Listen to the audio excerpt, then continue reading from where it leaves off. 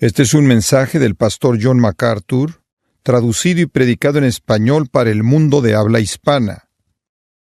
Mateo capítulo 3. Recuerdo a un joven que me hizo una pregunta cuando estaba en una conferencia bíblica allí en Hume Lake y me dijo: Señor MacArthur, ¿qué es lo que hace que alguien sea grande? ¿Qué es lo que hace que alguien sea grande? Y realmente no tuve una respuesta bíblica buena y comencé a pensar en ello y comencé a pensar acerca del hecho que a los ojos del mundo hay varias cosas que hacen que usted, entre comillas, sea grande. Una sería que nazca en la familia correcta. Si usted resulta estar relacionado con las personas correctas, automáticamente es colocado en el foro público y se le da cierta medida de grandeza simplemente porque usted es el hijo o la hija de alguien famoso o alguien rico o alguien importante. Entonces la familia puede hacerlo grande en el juicio del mundo. Otra cosa es el dinero. Si usted tiene mucho dinero, el mundo tiende a pensar de usted como una gran persona. Otra cosa es la educación. Si usted tiene mucho conocimiento, si tiene una lista de títulos al lado de su nombre, o si tiene el privilegio de enseñar en una posición muy prestigiosa, o si es el autor de libros muy influyentes o lo que sea, entonces la gente piensa de usted como teniendo una medida de grandeza en relación a qué tan grande es su influencia. Y después, claro, podríamos decir en general el éxito. Si usted es exitoso, la mayoría de la gente cree que usted es grande. Ahora, si vemos eso como criterios, si decimos que nacer en una familia especial es parte de la grandeza, tener dinero, educación o ser muy exitoso, tendremos que concluir como resultado de eso que a la luz de los estándares del mundo, Jesús no fue grande, ¿verdad? Él nació en una familia muy ordinaria. Su padre, no por nacimiento, sino por adopción realmente, José, no era nada más que un carpintero. No tenía dinero. De hecho, él dijo: las zorras tienen agujeros, las aves del cielo tienen nidos, y el Hijo del Hombre no tiene lugar en donde reposar su cabeza. Él no tuvo educación en términos de educación formal. Comparado con la mayoría de los hombres, él no fue un éxito en absoluto porque él nunca fundó una escuela. Nunca construyó un edificio, nunca comenzó una organización. Él murió crucificado como un simple criminal. Entonces, el resultado de mi análisis de esto debe ser que Dios tiene un estándar diferente del que el hombre tiene. Porque a la luz del estándar del hombre, inclusive Jesús no califica el ser llamado grande. Y conforme estudié un poco más la palabra de Dios, descubrí que hay un retrato bíblico de un hombre que fue el hombre más grande que jamás vivió hasta su época, y ese es el hombre que vamos a examinar en esta noche. Dios en las Escrituras nos ha dado el retrato del hombre más grande. Este hombre es más grande que Moisés, más grande que Abraham, Isaac, Jacob o José.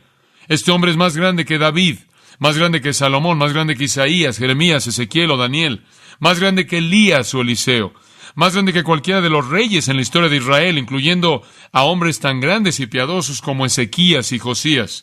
Este es el hombre más grande que jamás vivió hasta su época. Y él también nació en una familia común. Su padre fue sacerdote y eso fue algo común. Hubieron 24 grupos de sacerdotes en la tierra y solo sirvieron de manera mínima cada día, cada año, cuando a su grupo en particular le tocaba servir en el templo y funcionar como sacerdotes, y el resto del tiempo eran personas ordinarias. Él no tuvo dinero, hasta donde podemos saber. Él vivió como un ermitaño en el desierto. Él no tuvo educación formal, a la luz de lo que los hombres consideran como éxito. Él no tenía nada de lo que se podía hablar. Sin embargo, en Mateo capítulo 3 se nos presenta al hombre más grande que jamás vivió. Ahora, las cosas que lo hacían grande, y lo vamos a ver antes de que terminemos este estudio, también pueden ser transmitidas a nuestras propias vidas. Ahora, permítame presentarle el escenario. Mateo está presentando a Jesús como rey. Esa es su intención, y al hacerlo, todo en cierta manera se enfoca en esa realidad. En el capítulo 1, Mateo presentó a Jesús como rey en virtud de su nacimiento. Él nos mostró la identidad real del nacimiento de Jesús. En Mateo capítulo 2, Él lo presentó como rey en virtud de las circunstancias que rodearon a su nacimiento. Por ejemplo, la adoración de los magos. Lo reconocieron como rey. El odio de Herodes. Eso también fue reconocer que él era rey y una amenaza para el trono mismo de Herodes. Y después el cumplimiento de la palabra profética del Antiguo Testamento. Las profecías del Antiguo Testamento que apuntaban al rey en términos específicos fueron cumplidas en Jesucristo. Ahora, Mateo tiene otro enfoque aquí al principio de su evangelio para mostrarnos que él era rey. Y su enfoque es este. Él es un rey como se indica el hecho de que Dios envió a un heraldo para anunciar la llegada de su rey. El hecho de que Juan es el heraldo del rey es evidencia de que Jesús de hecho es un rey. Entonces Mateo nos presenta al heraldo del rey, quien también resulta ser el hombre más grande que jamás vivió hasta su época. Ahora notará en los primeros 6 versículos, lo cual es de lo que queremos hablar en esta noche, notará que Juan es presentado aquí. Juan el Bautista o Juan el Bautizador, cualquiera de los dos, está bien. Él es presentado como el precursor de Jesús. Él preparó el camino para la llegada de Jesús. El pasaje entero enfatiza esto. En la época antigua, era común que cuando un rey iba a llegar a una ciudad, enviara, antes de que él llegara, ciertos siervos, ciertos heraldos, y ellos tenían 2 funciones. Una de las funciones era anunciar que el rey estaba por venir. La otra función era preparar el camino para que el viaje fuera fácil.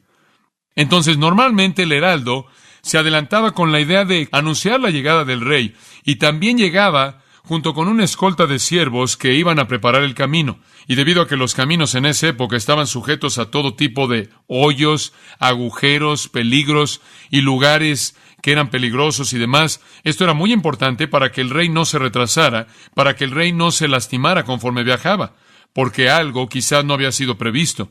Y entonces un heraldo iba para proclamar y preparar, para anunciar el rey viene y para preparar el camino para cuando el rey pasara por ahí. Ahora notará que esto es lo que Juan hizo. En el versículo 1 dice que él vino predicando. Y la palabra griega ahí es heraldo, para anunciar, proclamar, queruso. Hablaremos más de eso en un momento. También es interesante que dice, en aquellos días vino Juan. Y el verbo vino ahí literalmente es usado en el griego para hablar de la llegada de un oficial. La llegada de un oficial. Juan fue un heraldo oficial anunciando la llegada de un rey. ¿Y sabe usted cuál fue su mensaje en el versículo 2? Arrepentíos porque el reino de los cielos se ha acercado. Y acercado significa es inminente. Es lo siguiente. Y obviamente el versículo 3 también dice, voz del que clama en el desierto, preparad el camino del Señor. Entonces él fue un heraldo y él fue el que preparó un camino. Él estaba llamando al pueblo a trabajar en el camino para prepararlo para el rey que iba a llegar. Entonces, a Juan se le dio la función de ser el heraldo del rey, anunciar la llegada del rey y asegurarse de que la gente hiciera los preparativos necesarios para que el camino estuviera listo. Esta fue una costumbre oriental y Juan fue llamado a cumplirla. Nada más que en su caso, él estaba siendo el heraldo del Rey de Reyes, y en su caso, él no estaba pidiéndole a la gente que preparara un camino de tierra. Él estaba pidiéndoles que prepararan el camino a sus corazones para que el rey pudiera entrar ahí. Ese fue su propósito. Ahora veamos el texto y veamos algunas características de Juan. Número 1, el hombre. El hombre. Veremos varias cosas. El hombre, versículo 1. En aquellos días vino Juan el Bautista predicando en el desierto de Judea. Deténgase ahí. En aquellos días. ¿Qué significa eso? ¿Qué días? Bueno, hay un gran espacio entre el final del capítulo 2 y el principio del capítulo 3, ¿verdad? Al final del capítulo 2 acaban de llegar a Nazaret. Jesús todavía es un pequeño niño que tiene menos de 1 año de edad. Y ahora de pronto, en aquellos días, Juan el Bautista está anunciando que el rey viene. Entonces, alrededor de 29 o 30 años pasaron entre el final del capítulo 2 y el principio del capítulo 3. Y Mateo se brinca de manera total esos periodos. Solo hay un evangelio que menciona un acontecimiento en esos 30 años enteros, y ese es Lucas. Y en Lucas, a partir del capítulo 2, presenta, desde el versículo 41 en adelante, un incidente de esos 30 años. Y ese fue el incidente en donde Jesús fue con sus padres a la Pascua. ¿Se acuerda de eso? Pero fuera de eso, estos son años de silencio. No sabemos nada acerca de él fuera de lo que Lucas dice en ese tiempo, cuando él tiene 12 años de edad. Y él estaba haciendo preguntas de los doctores en el templo y dice que él tenía que concentrarse en los negocios de su padre. Y Lucas dice que él creció en sabiduría y estatura y en favor con Dios y los hombres, creciendo en años. Y ahora de pronto, en esos días, y eso significa en los días en los cuales él estaba viviendo en Nazaret, los días en los cuales él era un nazareno. Esos días él moraba, versículo 23, en una ciudad llamada Nazaret. Durante esos días, en ese tiempo histórico, vino, y por cierto, como dije, la palabra vino es un verbo que significa una presentación oficial, un individuo oficial. La palabra es usada varias veces para indicar la llegada de una aparición pública de una persona oficial. Tiene una identidad muy oficial. De hecho, en el versículo 13 del 3, obsérvelo, entonces Jesús vino. Mateo de nuevo usa la misma palabra, una palabra que habla de una llegada muy oficial, no solo un individuo ordinario, sino alguien de estatura, de importancia. Ahora, esto marca, observe esto marca el principio del ministerio oficial de Jesucristo. Durante 30 años Jesús ha estado viviendo en una oscuridad relativa, pero con la llegada de Juan está el anuncio que dispara el comienzo del ministerio oficial de Jesús. Juan es el heraldo quien dice, ahora es el momento para que el ministerio de Cristo comience. De hecho, en Hechos 10:37 dice eso. La palabra dice, usted sabe, que ha sido proclamada a lo largo de Judea, y escuche, comenzó desde Galilea después del bautismo que Juan predicó. En otras palabras, el Evangelio de la paz por Jesucristo comenzó desde Galilea después de la predicación de Juan. Entonces Hechos 10 nos dice que cuando Juan comenzó a operar como heraldo, Jesús comenzó a ministrar. Él fue el heraldo oficial del rey. Y por cierto, Juan el Bautista fue el primo de Jesús. ¿Se acuerda de eso? Él fue el primo de Jesús, y él era mayor que Jesús por 6 meses. Lucas 1, 26 y 36 nos dicen, y en este momento crucial en la historia, él entra en el escenario. Ahora observe su nombre, Juan, gran nombre. Simplemente es un nombre fantástico. Juan significa Jehová dio en gracia. Y nunca lo olvide, nunca. Algunos han dicho que significa el regalo de gracia de Dios, y eso está bien. Él llevaba el apodo del bautizador, el bautista, no porque él perteneció a la primera iglesia bautista de Galilea. No existía algo tal. Él recibió ese título porque se añadió a su nombre por el hecho de que eso fue lo que él hizo. Esa fue la función distintiva que llevó a cabo. Y antes de que terminemos en esta noche, usted va a ver por qué fue tan excepcional. Y la característica más obvia de su trabajo fue que él bautizó. Y esa es la razón por la cual la gente lo llamó Juan el Bautizador. Ahora, este fue un hombre especial. Digo, este hombre fue especial desde el momento en el que nació. Observe Lucas capítulo 1. Lucas capítulo 1. Y quiero mostrarle algo en el versículo 13. Este era una persona especial. Zacarías era un sacerdote. Él estaba casado con Elizabeth. Y eran buenas personas. Pero nunca habían tenido bebés porque Elizabeth era estéril y ya eran personas de edad avanzada. Algo así como una situación como la de Abraham y Sara. En el versículo 11 un ángel viene. Versículo 12, vio al ángel y se turbó Zacarías al verle y le sobrecogió temor. Pero el ángel le dijo, Zacarías, no temas, porque tu oración ha sido oída, y tu mujer Elizabeth te dará a luz un hijo y llamarás su nombre Juan, gran nombre. Y tendrás gozo y alegría, y muchos se regocijarán de su nacimiento, porque será grande delante de Dios, y ahí está la clave. No beberá vino ni sidra, y será lleno del Espíritu Santo aún desde el vientre de su madre. Y hará que muchos de los hijos de Israel se conviertan al Señor Dios de ellos, e irá delante de él con el espíritu y el poder de Elías, para hacer volver los corazones de los padres a los hijos, y de los rebeldes a la prudencia de los justos, para preparar al Señor un pueblo bien dispuesto. Ahora observe el versículo 76 de Lucas 1.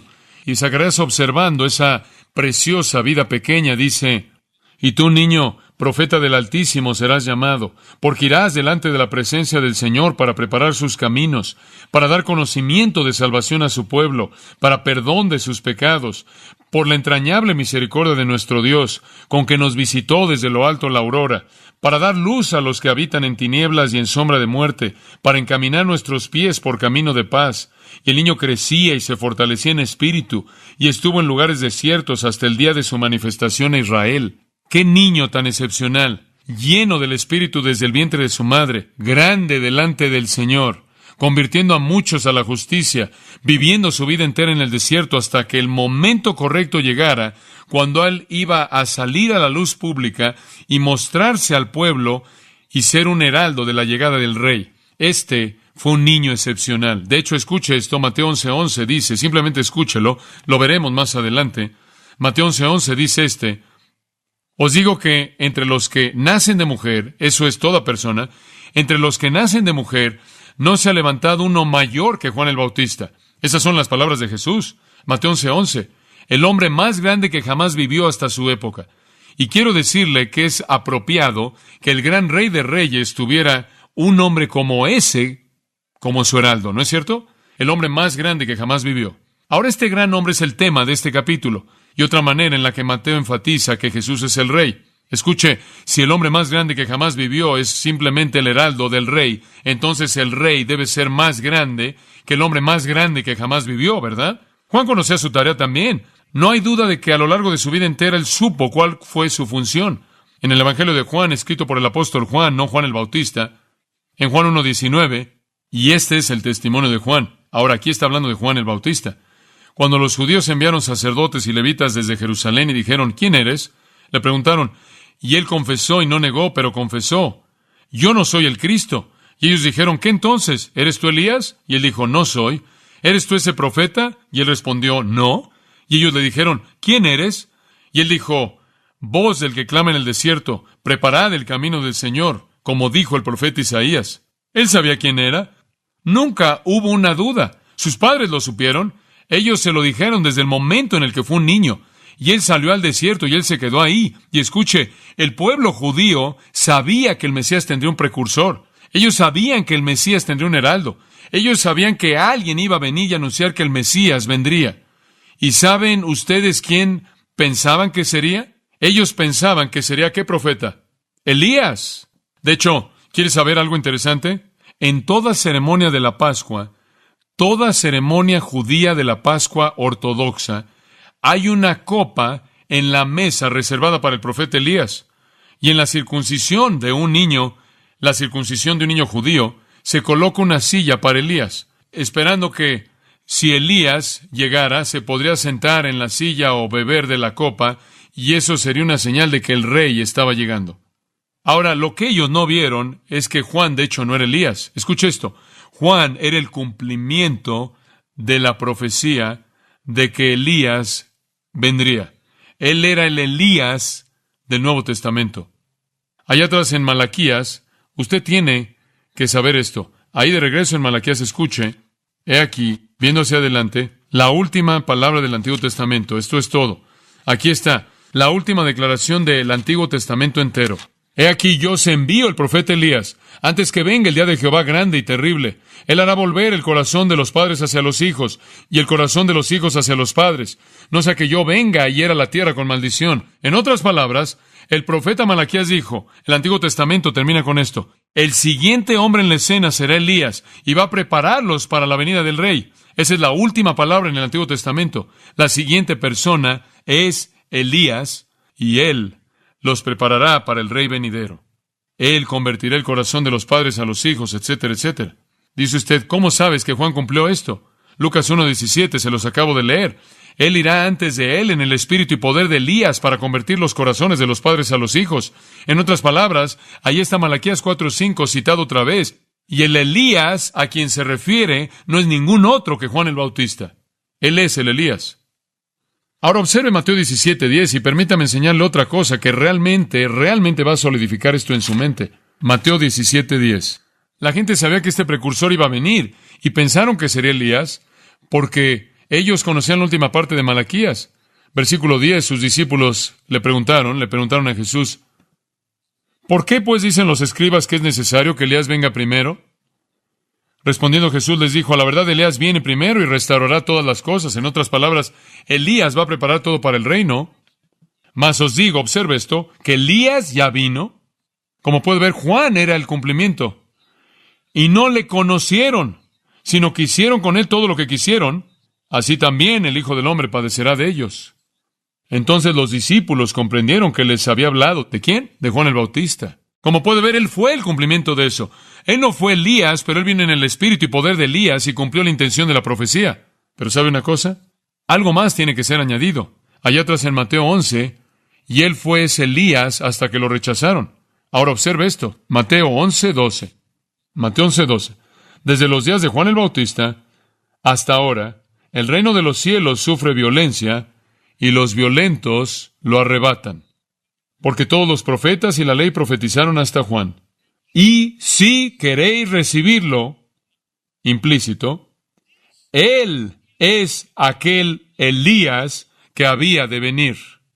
Ahora escúcheme, Lo que Jesús dice es esto: Juan será este Elías, ¿y qué? Si lo reciben. ¿Y qué le hicieron? No lo recibieron. De hecho, ¿qué le sucedió a Juan? Lo decapitaron. ¿Sabe una cosa? Cuando le hicieron eso a Juan, detuvieron el cumplimiento de esa profecía, y otro Elías, otro en el espíritu y poder de Elías, tendrá que venir en el futuro para preparar al pueblo para el reino que todavía está por venir en el futuro. Juan habría sido ese Elías. Esa es la razón por la que dice en el versículo 14, y si queréis recibirlo, él es aquel Elías que había de venir, pero no lo recibieron, y entonces todavía hay un Elías que está por venir en el futuro. Algunos dicen que el Elías del futuro es uno de los dos testigos de Apocalipsis capítulo 11. No sé quiénes son esos testigos. Quizás uno de ellos es Elías, quizás, y no quiero decir literalmente Elías, quiero decir uno en el espíritu y poder de Elías, como Juan el Bautista lo fue cuando él vino. Ahora, usted puede ver a partir de lo que estoy tratando de mostrarle que este es un hombre significativo. Él vino a preparar al pueblo para el rey. Ahora usted sabe lo que sucedió. Él vino para prepararlos para el rey vino para ofrecerles el reino. Ellos no quisieron al precursor, lo decapitaron, no quisieron al rey, lo crucificaron, y todo esto se desmoronó. Israel fue hecho a un lado, y tiene que volver a ser hecho en el futuro, ¿verdad? Y el reino fue pospuesto, y tiene que haber otro precursor para que prepare a Israel de nuevo para el reino venidero. Todo acerca de este hombre fue sorprendente. Todo acerca de este hombre era único. Todo acerca de él, su aparición repentina, su estilo de vida, su predicación, su bautizar, inclusive su nacimiento fue increíble. Él le nació a personas que eran estériles. Él nació para ser un sacerdote por herencia, pero terminó siendo un profeta. Él le dio la espalda al mundo de su padre para cumplir la voluntad de su Padre Celestial, y después de pasar su vida entera en el desierto, hasta el momento correcto en el que Dios le habló al corazón y comenzó a irrumpir con el mensaje que Dios le había dado en el desierto y comenzó a anunciar: el rey viene.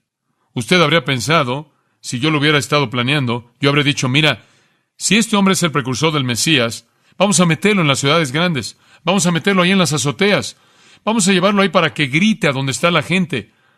Que el hombre no esté ahí solo en el desierto, que no se vista como alguien que no pertenece a la sociedad, y así la gente va a pensar que es algún tipo de loco. Vamos a meterlo ahí en donde él realmente puede influenciar.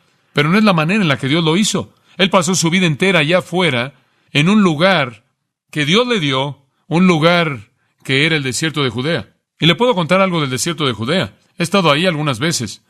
Cuando quiere hablar de desierto, eso es desierto. Es el extremo sur del Valle del Jordán, alrededor de la parte norte del Mar Muerto. Y digo, cuando usted habla de algo solo, eso está solo. Eso es árido. Esa es una tierra seca, árida, que se extiende y desciende de Jerusalén por esa planicie y en toda esa área al sur, ahí, en la parte sur del Valle del Jordán. Es simplemente un área árida de desolación. Y fue ahí donde Juan pasó su vida. Y creo que hay algo simbólico en esto. Como puede ver, debido a que Juan estaba llamando al pueblo a que dejara el sistema, Juan los estaba llamando a que dejaran la hipocresía de su religiosidad, a que dejaran la farsa de su adoración en el templo, a que dejaran todo el lujo y el involucramiento en el sistema, y los llamó a un lugar desolado, en donde pudieran comenzar a enfocarse en las cualidades desoladas, áridas de sus propios corazones. Él quería que se alejaran y se fueran a un lugar en el cual tuvieran mayor libertad de pensar y oír y olvidar, en donde no tuvieran las influencias de todos los que los rodeaban y de todas las cosas con las que estaban cómodos. Tenían que dejar el sistema, tenían que dejar la ciudad de Jerusalén, tenían que dejar el templo, tenían que salir a un lugar de desolación para encontrarse con el hombre más grande que jamás vivió. Ahora hablemos de su mensaje. Cuando llegaron ahí, ¿qué oyeron? Es un mensaje corto, una cualidad que no todos los predicadores poseen. Versículo 2, él estaba predicando, y en su predicación, él estaba diciendo: arrepentíos, arrepentíos. Ese era su mensaje, ¿verdad? Por cierto, la palabra predicando, quiero hablar un minuto en el versículo 1. Keruso, la forma del nombre es Keirux o Kairux, y significa un heraldo. Literalmente uno que con una voz fuerte anuncia la llegada de un rey, un heraldo. Y entonces, él estaba funcionando como heraldo. Él estaba funcionando como heraldo. ¿Y qué era lo que él estaba proclamando como heraldo? Arrepentíos. Ese era el mensaje. Este tipo de rey demanda que ustedes se arrepientan. En otras palabras, él quiere que lo adoren, pero no lo pueden adorar de manera legítima hasta que quiten el pecado de su vida. Ustedes no pueden venir a Jesucristo y simplemente adorarlo primero. Primero tienen que enfrentar su pecado. Eso es lo que él estaba diciendo. Él estaba diciendo a Israel: miren, Ustedes no solo pueden aceptar al Rey y empezar a adorar al Rey. Ustedes tienen que deshacerse de su pecado. De hecho, es el mensaje idéntico que Jesús predicó cuando Él vino. Mateo 4:17. Desde ese entonces Jesús comenzó a predicar. ¿Y qué dijo? Arrepentíos. Mismo sermón. Jesús y Juan predicaron el mismo sermón. La palabra arrepentíos, metáneo, significa más que tan solo tristeza. Pensamos en arrepentimiento y decimos, oh, Él está tan arrepentido. Él está llorando, tiene tristeza. Eso no es lo que la palabra significa en el griego. Significa volverse, significa ser convertido, significa un cambio de opinión, un cambio de propósito, un cambio de dirección, un cambio de mente, un cambio de voluntad, un cambio del pecado a la santidad. Broadus, quien ha escrito un comentario clásico acerca de Mateo, dice, y cito, en donde quiera que esta palabra griega es usada en el Nuevo Testamento, la referencia es a cambiar la mente y el propósito del pecado a la santidad. Implica tristeza por el pecado, pero eso no es lo que significa. Significa dar la vuelta, voltearse. Fin de la cita. Es en 2 Corintios 7 que habla acerca del arrepentimiento piadoso, de la tristeza piadosa que hace que usted se voltee, y eso es lo que Juan estaba diciendo. Él no solo estaba diciendo, quiero que se sientan tristes por su pecado. Él estaba diciendo, quiero que cambien del pecado a la santidad. Nunca van a tener el reino, nunca van a tener al Rey hasta que den la vuelta. El mensaje realmente podría ser mejor traducido, conviértanse, conviértanse. Bueno, escuchen, ¿pueden imaginarse qué tipo de mensaje habría sido ese para ellos? El Rey está por venir y todo va a estar bien si tan solo dan un giro de 180 grados. Ustedes cambien de manera total su estilo de vida y pueden recibir al Rey. ¡Qué golpe para los judíos que pensaban que tenían el favor de Dios! Es una especie de situación como la de Nicodemo. Nicodemo vino a Jesús para hacerle una pregunta teológica y Jesús lo vio a los ojos y le dijo, ¿sabes cuál es tu problema? No que necesitas añadir unas cuantas obras buenas más. Necesitas nacer de nuevo. Nicodemo, tienes que comenzar desde cero. Todo lo que has acumulado hasta este punto no sirve de nada. ¿Qué? Bueno, imagínense a Juan el Bautista diciendo, el Rey está por venir. Ahora, Él solo quiere una cosa de ustedes. Y eso es conversión total. Den la vuelta de manera total del punto en el que están. ¡Qué golpe! Ciertamente un cambio acompañado por tristeza profunda, un cambio acompañado por tristeza por el pecado pasado, pero un cambio que iba del pecado a la santidad, una conversión que afectaba la mente y la voluntad y las emociones. Entonces, en el original, la palabra usada por Juan el Bautista es un cambio radical, un giro radical, una transformación radical de mente y corazón, una conversión completa. Eso es lo que Juan pidió. Eso es lo que Jesús pidió. Usted llega al libro de los Hechos y eso es lo mismo que Pedro dijo. Arrepentíos y bautícese. Tienen que voltearse. La gente dice, ¿crees tú que necesitas arrepentirte para ser salvo? Claro, eso es ser salvo. Usted tiene que dar la vuelta. Usted tiene que decirle no al pecado y sí a la santidad. No al pecado y sí a Cristo. Entonces, Él tenía un mensaje simple. No fue una teología compleja. No tuvo que repartir hojas para explicarlo. No tuvo que usar un proyector. No tuvo que comenzar un nuevo grupo. No tuvo que comenzar un programa de estudios. No tenían que inscribirse en 10 clases. Él proclamó como trueno una palabra. Conviértanse, voltéense, díganle no al pecado y sí a la santidad. Y hombre, este fue un relámpago. Este fue un golpe, porque él estaba desafiando la creencia judía prevaleciente de que ya eran salvos, de que ya eran justos, de que eran la simiente de Abraham, de que eran el pueblo de Dios, de que eran los que estaban en el pacto, de que eran los escogidos. Y él dice, el único problema con ustedes es que tienen que convertirse totalmente. Hombre, esto fue un golpe para ellos. Y observe el versículo 8 del capítulo 3. Entraremos a esto la próxima ocasión. Haced, pues, frutos dignos de arrepentimiento, y no penséis decir dentro de vosotros mismos, Abraham tenemos por padre. ¿Estás bromeando con nosotros, JB? Somos los hijos de Abraham. ¿Se te olvidó?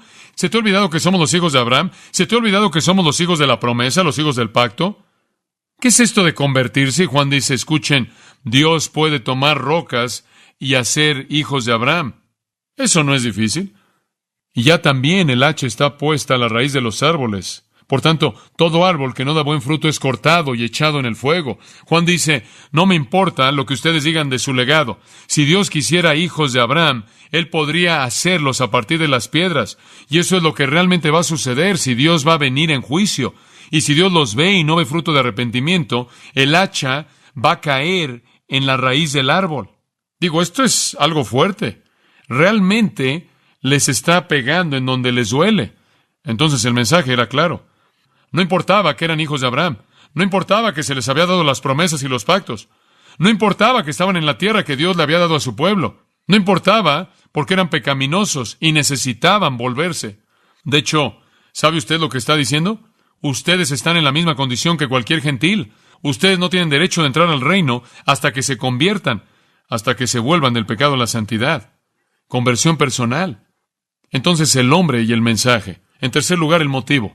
¿Por qué debían hacer esto ellos? ¿Por qué tenían que convertirse? ¿Por qué tenían que volverse? Él dice, porque el reino de los cielos se ha acercado.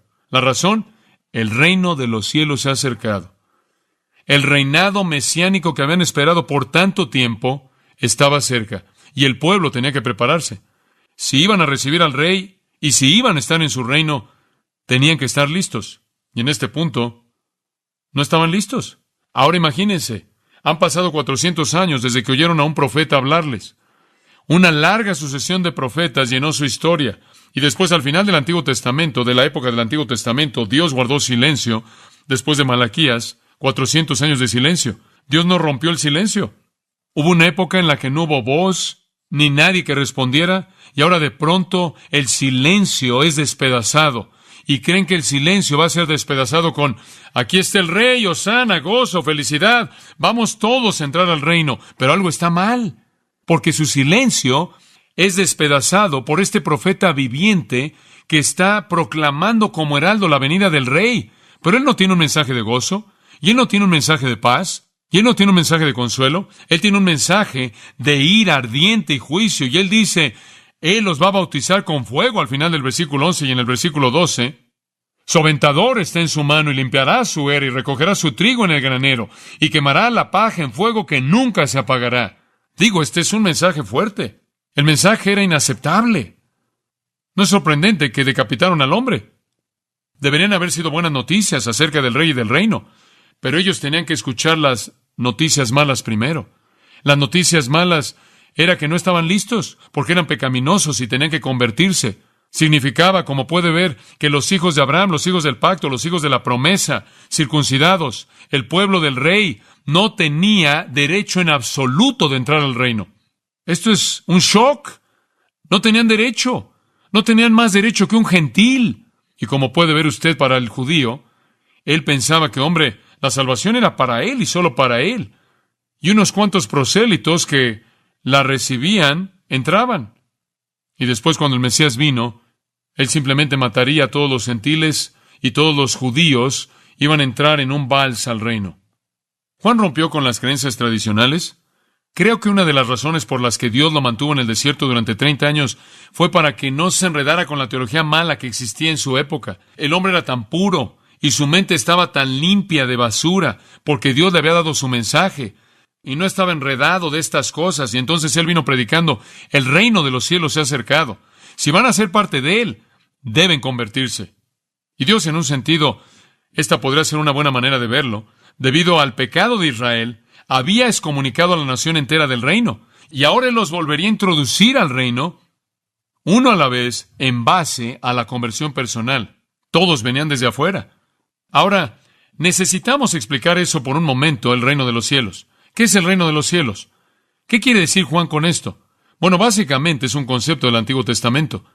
La frase precisa, el reino de los cielos, no se encuentra en el Antiguo Testamento, pero es un concepto del Antiguo Testamento. Esa es la razón por la que digo eso. Nabucodonosor, por ejemplo, en Daniel 4:37 se refiere a Dios como el Rey de los cielos. Daniel 2:44 lo llama el Dios del cielo. Y Daniel 4:25 dice que Él establecerá un reino que nunca será destruido. Ahora, el Dios del cielo, el Rey del cielo, Dios y el cielo están entonces asociados. El reino del cielo y el reino de Dios, entonces, son términos asociados.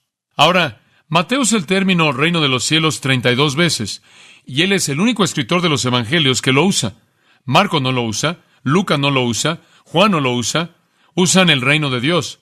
Y puede haber una razón especial para eso. Como traté de señalar a partir de Daniel, y hay muchas otras ilustraciones, cielo y Dios eran vistos como sinónimos. Dios era el Rey del cielo, y la razón por la que Mateo pudo haber usado esta frase es porque el Evangelio de Mateo es característicamente un evangelio judío. Y una cosa acerca de los judíos que usted aprende históricamente conforme estudia el judaísmo, es que un judío nunca diría el nombre de Dios. Y condescendiendo a eso, ellos frecuentemente lo sustituyen por el término cielo. Inclusive, en la actualidad decimos cosas como esa. Decimos, el cielo sonrió en mí. Y nos referimos a Dios. Lo usamos de una manera sinónima. Y bien puede ser que Mateo, en un sentido, está ajustándose a un sustituto de su época al llamarlo el reino de los cielos en lugar de llamarlo el reino de Dios y de esta manera no tener un tono ofensivo. Esa es una posibilidad. En lo personal no veo ninguna distinción grande entre el reino de los cielos y el reino de Dios. Conforme usted lo estudia a lo largo de los evangelios, parecen ser paralelos. De hecho, si tuviéramos el tiempo y no lo tenemos en esta noche, podría llevarlo a lo largo de pasajes en Mateo y Marcos y Lucas, todos registrando el mismo incidente en donde en una ocasión Mateo usa el reino de los cielos, Marcos usa el reino de Dios y Lucas usa el reino de Dios de manera intercambiable, términos idénticos. Y entonces no creo que hay razón alguna por la que debamos presentar un gran argumento diciendo que son diferentes. Él simplemente estaba diciendo el reino de Dios, el reino de los cielos, el reino del Mesías, que va a gobernar el Mesías, está por venir. Ahora permítame profundizar, ¿muy bien? El reino de los cielos tiene dos aspectos, el externo y el interno. Y algunas veces en los evangelios el externo se tiene en mente y a veces el interno se tiene en mente. Permítame mostrarle lo que quiero decir. En el sentido más amplio, el reino de los cielos, el reino de Dios incluye, escuche esto, a toda persona que profesa reconocer a Dios. Ahora en Mateo 13 veremos eso, que el reino de los cielos tiene trigo y ¿qué? Cizaña, ¿verdad? Que el reino de los cielos es grande. Es como un arbusto grande con aves en él, y tiene a lo verdadero y a lo falso, los reales y los que no son reales.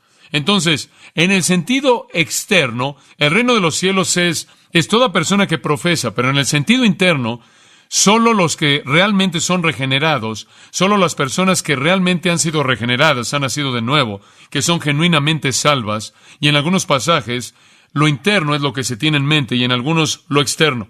Y veremos eso conforme avanzamos a lo largo de Mateo. El círculo grande de profesión incluye a los verdaderos y a los falsos. El círculo pequeño, solo aquellos que verdaderamente han nacido de nuevo en Cristo. Ahora, rastreando el reino nos va a ayudar un poco. Permítame darle un breve panorama histórico del reino. Vamos a hacerlo rápidamente, así que agárrese bien. Hay 5 fases distintas en el reino, 5 fases. Voy a tratar de reducir un tema muy difícil a términos simples para que yo lo pueda entender y transmitírselo a usted de manera simple. En primer lugar, está hablando acerca del gobierno de Dios, el dominio de Dios sobre los corazones de los hombres y sobre el mundo. Ambos están incluidos. Ahora, la primera fase de esto es el reino profetizado. El reino profetizado. Por ejemplo, Daniel dijo que Dios va a venir y va a establecer un reino que nunca será destruido. Y Daniel vio hacia adelante que Cristo sería el rey de ese reino. Fue un reino profetizado. La segunda fase de esto, es lo que podría usted llamar el reino presente o el reino que se ha acercado.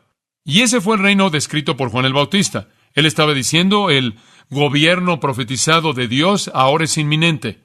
Ahora está listo. Jesús lo dijo. Los dos se lo dijeron. Se ha acercado. Está por venir. Es inminente. Está cerca. El gobierno de Dios, el reinado de Cristo, ambos interna y externamente, está aquí. Después, la tercera fase del reino fue lo que yo llamo la fase interina. El reino profetizado, el inminente o el que se ha acercado y el interino. Y ahí el reino es descrito en esta manera. Después de que el rey fue rechazado por Israel, el rey regresó al cielo y el reino ahora existe en una forma de misterio. Cristo literalmente no está en el mundo. No está literalmente reinando, literalmente sentado en Jerusalén, gobernando el reino. Pero Él reina en un reino en los corazones de todos aquellos que lo reconocen como Señor, ¿verdad? Entonces, es un reino interino, la forma de misterio. Entonces, usted tiene la forma profetizada, la forma se ha acercado, la cual habría sido tanto terrenal como interna, todo esto. Y cuando ellos no aceptaron al rey, el reino fue hacia adentro. Y ahora está en una forma de misterio en los corazones de aquellos que creen. Y como Pablo dice en Romanos 14, 17, el reino de Dios es justicia y gozo y paz en el Espíritu Santo. Es interno. La cuarta fase del reino es lo que yo llamo la fase manifiesta. Usted comienza con la forma profetizada, la forma en la que se ha acercado, la forma interina, y después viene la manifiesta. Y este es el reino milenario, literal, de 1000 años que está por venir. Involucrará el gobierno externo, en donde Cristo literalmente gobierna físicamente en la tierra, y hay un aspecto interno en donde Él gobierna los corazones de la gente creyente. El libro de Apocalipsis habla de esto. Jesús en Mateo 16 le dio a la gente un vistazo de esto en la transfiguración. Entonces, ¿qué es lo que tiene? Tiene el reino profetizado, el reino que se ha acercado, el reino interino, el reino manifiesto durante 1000 años, y finalmente lo que llamo el reino eterno. Segunda de Pedro 1:11.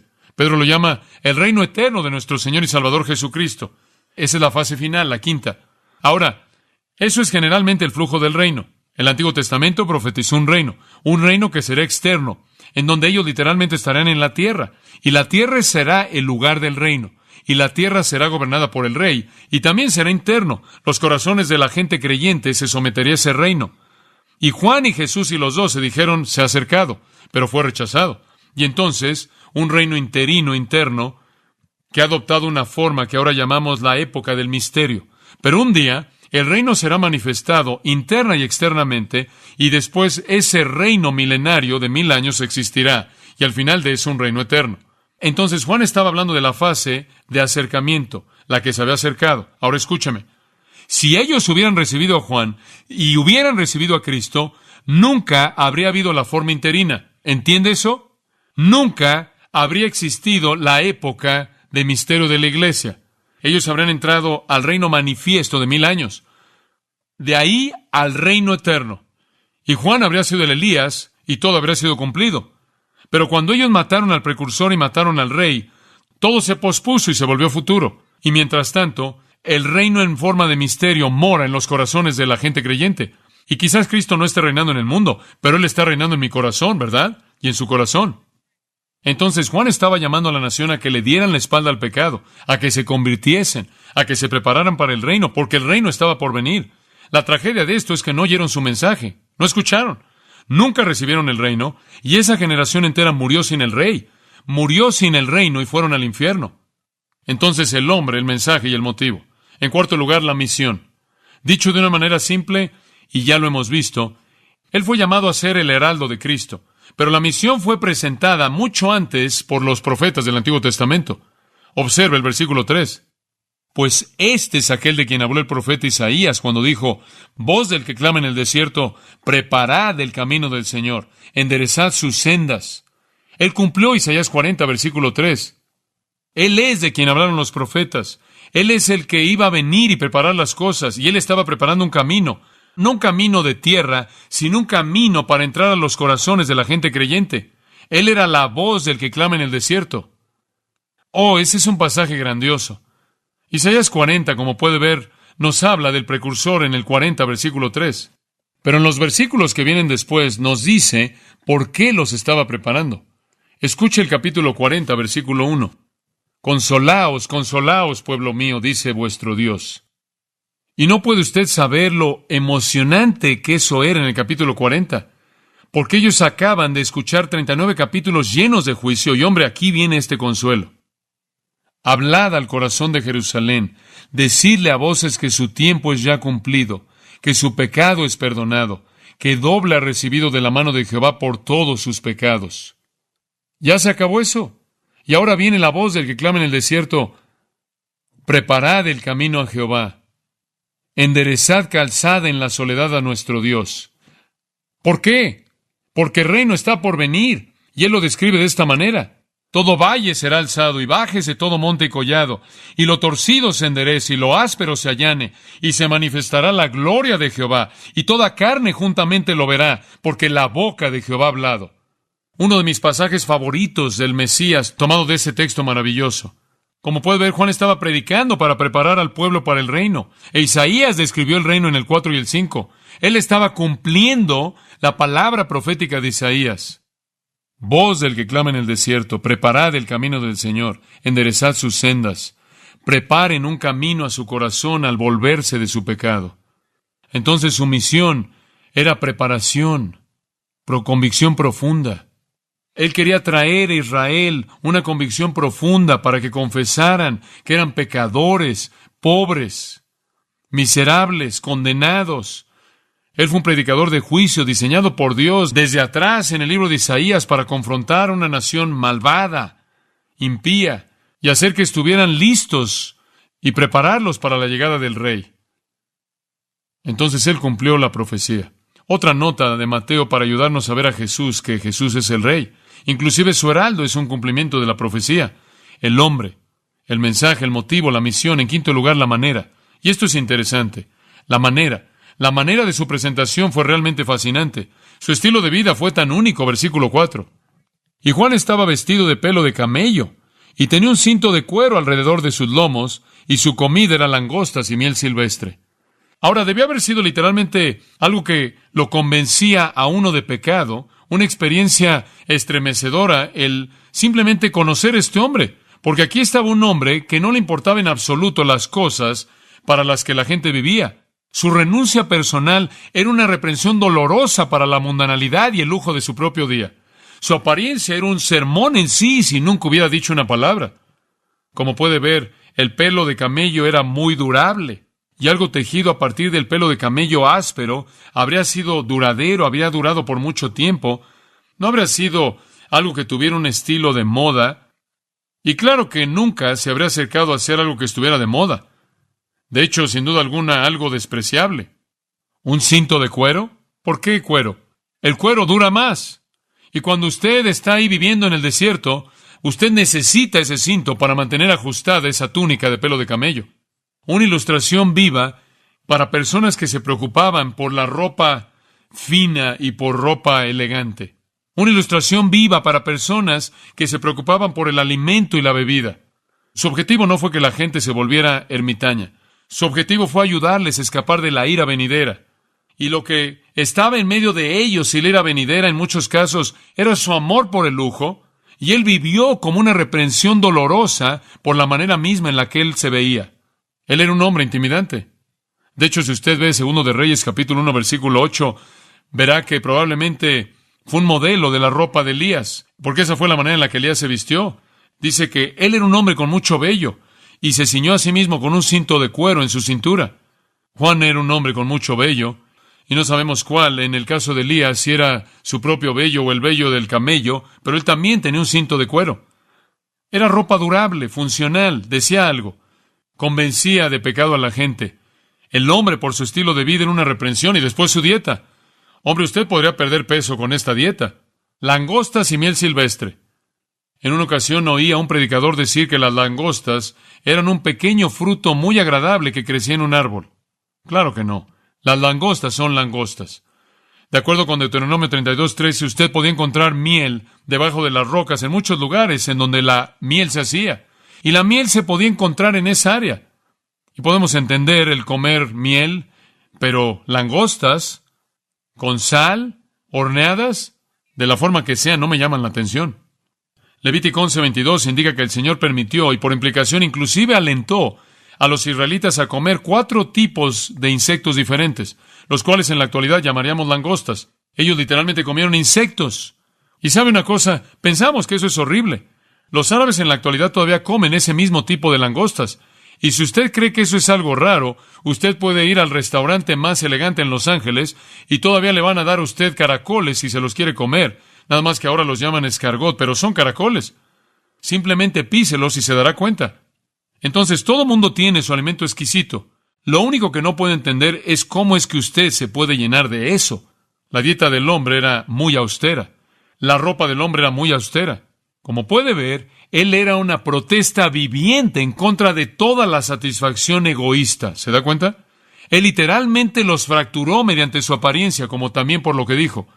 Creo que un hombre o mujer que habla en contra de la maldad de su época debería vivir apartado de la maldad de la época. Juan lo hizo. Y entonces conocemos al hombre, el mensaje, el motivo, la misión, la manera y finalmente el ministerio. Dice usted, bueno hombre, ¿alguien realmente escuchó al hombre? Sí, versículo 5. Y salía él Jerusalén. ¿No es eso interesante? ¿Dice usted quién? ¿Jerusalén? Estaban saliendo grupo tras grupo. Y toda Judea, y toda la provincia de alrededor del Jordán. Sin duda alguna la cuenca oriental y la cuenca occidental. Y toda persona en cualquier área que estaba por ahí, todos estaban saliendo. Y eran bautizados por él en el Jordán, confesando sus pecados. Este hombre tuvo credibilidad. ¿Qué efecto tuvo? ¿Cuál fue la respuesta a su predicación? ¿Cómo podemos evaluar su ministerio? Ahí está. Este hombre tuvo un impacto sorprendente. Él llamó la atención de la sociedad. En Mateo 21:26 dice esto: todos tienen a Juan por profeta. Era una creencia común el pensar que este era un profeta de Dios y salieron. Por muy sorprendente que esto fue, la gente vino y fueron bautizados y confesaron su pecado. ¿Puede imaginarse cómo era la escena? Una multitud tras otra por todos lados, inclusive en Galilea vinieron. Ahora, permítame llevar esto a una conclusión al mencionar esto. El hecho de que ellos fueron bautizados es sorprendente. Y le voy a decir por qué. Escúcheme. Nunca, lo repito, nunca en toda la historia un judío se había sometido a ser bautizado. Muy bien. Esto es algo nuevo. Oh, dice usted, ¿pero qué hay acerca de los lavamientos levíticos? Esos eran diferentes. Los lavados levíticos de las manos y los pies y la cabeza y todo eso eran frecuentes. Habían ciertos baños ceremoniales entre los escenos, la cual fue una comunidad de los judíos que vivía en esa área, pero todas esas, escuche esto, todas esas ceremonias de purificación se repetían diariamente, inclusive hora tras hora si usted pecaba. ¿Entiende eso? Estos eran simplemente lavados ceremoniales, y cada vez que usted sospechaba de otra contaminación lo volvió a hacer. El bautismo de Juan fue algo único, y los judíos nunca hacían eso. Dice usted, ¿por qué? Escuche esto. Porque un solo bautismo era exactamente lo que se demandaba de un prosélito gentil, alguien que estaba entrando al judaísmo, y un judío que se sometía a ese tipo de bautismo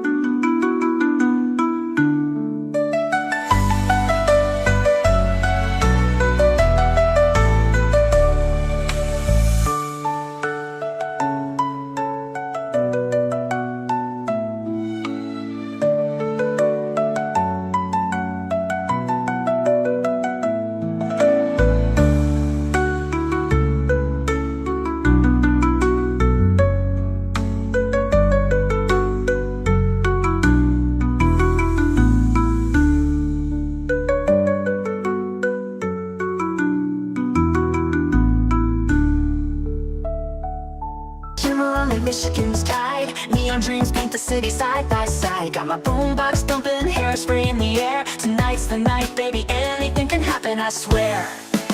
He's got eyes like fire, a smile like a summer day. And when he looks at me that way, my heart just starts to sway. He's across the room, but I know what he's thinking. Underneath this disco ball, our hearts are gonna be linking. When he's sitting nice, hearts beating like a drum. Got that magic feeling, something beautiful's begun. He's holding out his hand under the neon glow. Tonight we're gonna rewrite the stars, baby, don't you know? We're cruising down Lakeshore Drive, radio blasting our song. He's holding my hand tight, knows how to treat a girl right all night long. We're young, we're wild, got the whole world at our feet. This feeling's electric, baby, can't you feel the heat? He leans in close, whispers secrets in my ear. The city fades away, all I hear is him right here. Fireworks in my soul, this moment's meant to be. Underneath the Chicago moon, he's everything to me. He's got eyes like fire, a smile like a summer day. And when he looks at me that way, my heart just starts to sway. He's across the room, but I know what he's thinking. Underneath this disco ball, our hearts are gonna be linking. When he's sitting nice, hearts beating like a drum. Got that magic feeling, something beautiful's begun. He's holding out his hand under the neon glow. Tonight we're gonna rewrite the stars, baby, don't you know?